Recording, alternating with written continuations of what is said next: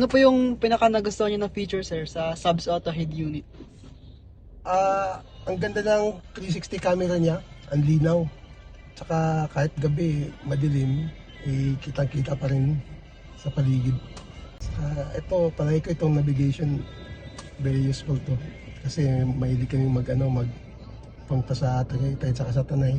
Magagamit ko to. Malinaw, ayos. Satisfied ako rito.